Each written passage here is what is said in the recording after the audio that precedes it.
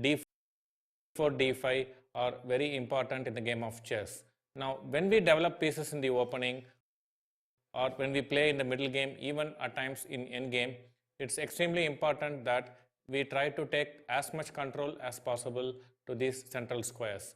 And that's what we are going to learn in this episode.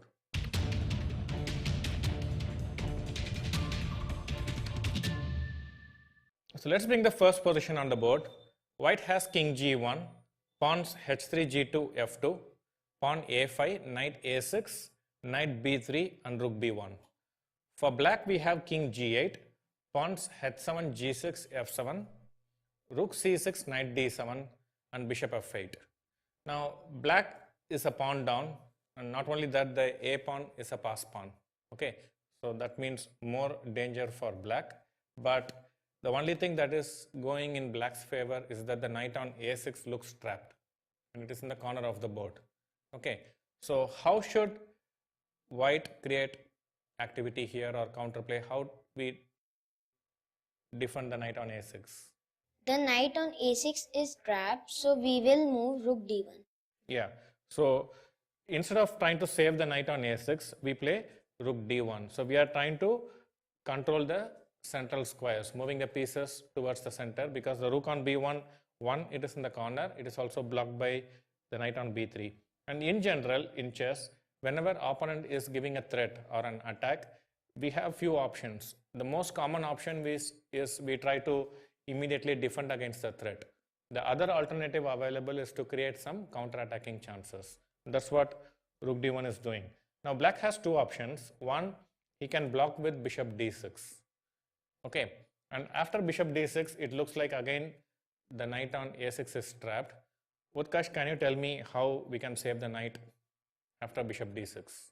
After bishop d6, we will move knight b4, because when bishop will take, rook will take on d7. Yeah, very good. So after bishop d6, it looks like the knight is trapped, but we can use the help of tactics by playing knight b4. And after bishop b4, we play rook into d7. And after rook d7, he can play rook c3, trying to attack the knight on b3. And if I move my knight, I will lose the a5 pawn. But here again, I can make use of tactics by playing a6. The point is, after rook into b3, we have rook c8 check, king g7, a7, and with the help of the rook, the a pawn will promote. So let's go back to the initial position where white played rook d1. Now we have analyzed the move bishop d6. In the game, what happened? For rook d1, black played knight e5. We should move knight b8. The knight b8 square is now free for the knight. After knight e5, the square on b8 is available.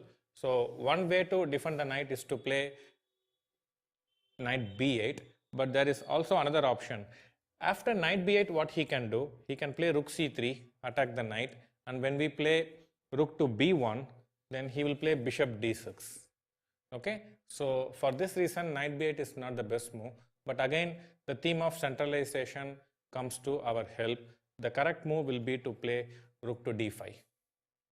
Okay, so with rook d5, what we do? If he plays rook takes a6, we can simply take rook takes e5. The rook remains in the center, and we have won the centralized black knight for the knight on corner, the knight on a6, right? That's a very good exchange to make.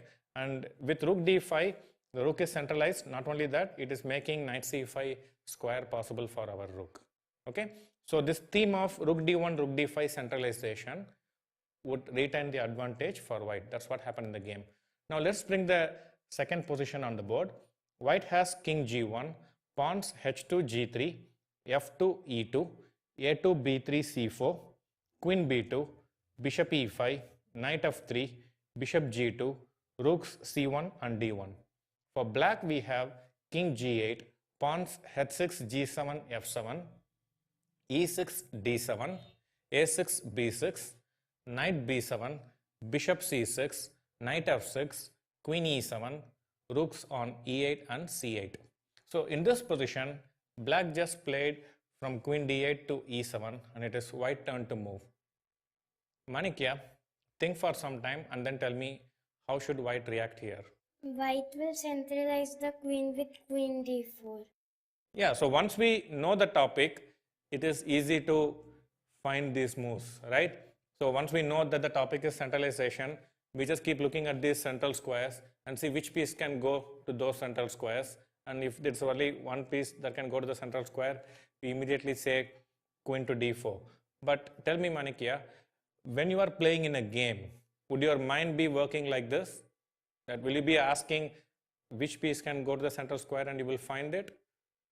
Yes, I will see that black would like to play pawn to d6, and to prevent that I will play queen to d4. Okay, so you will find queen d4 move using prophylaxis. That is, black wants to play d6, and to prevent d6 you will play queen d4, right? Fine. Okay, so what happened in the game? Let's have a quick look. The queen on d4 was played, the pawn on b6 is under attack, and black played b5. White can attack the a6 pawn with queen b6.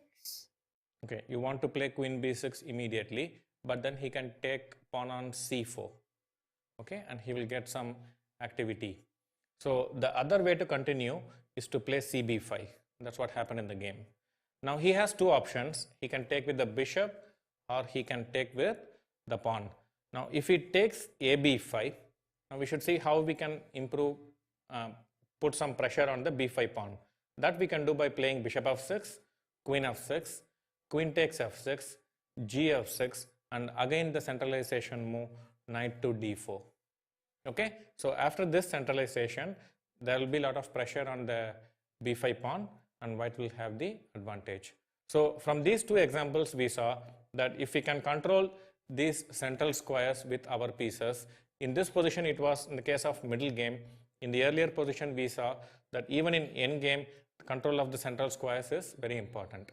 Now let's bring the final position on the board, and you can also set the position in your respective boards. White has king b1, pawns a2, b2, c2, and h5. White has rook h1, rook f6, knight d4, queen d3, bishop b3, and black has king g8, g4, f7, a7, b7, d5, queen c8, rook c5, knight c4,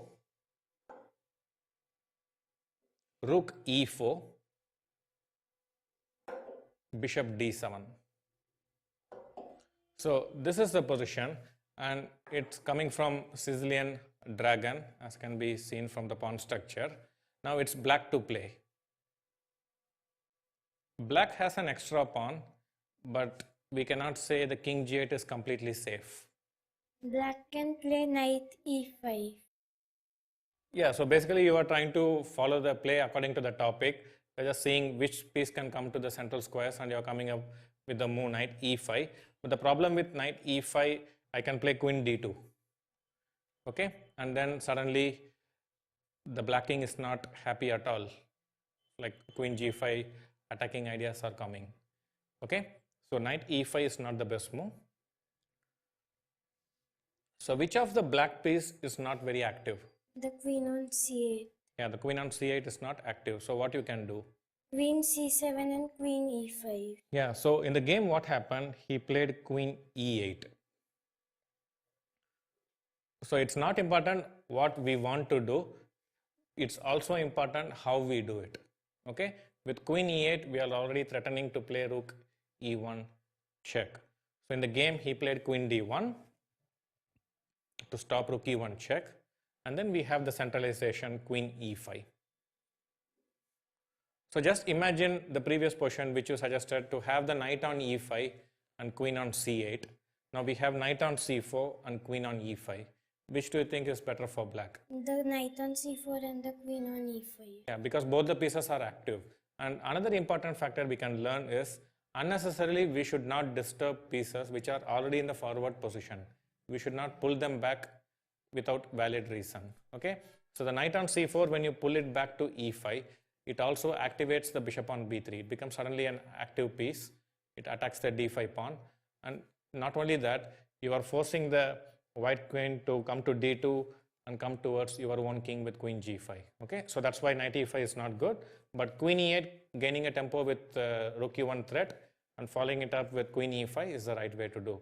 So we understand that the squares, the central squares, they are very important, and we should try to control them with as many pieces as possible. But not only that, how we go about doing it is also equally important. Okay.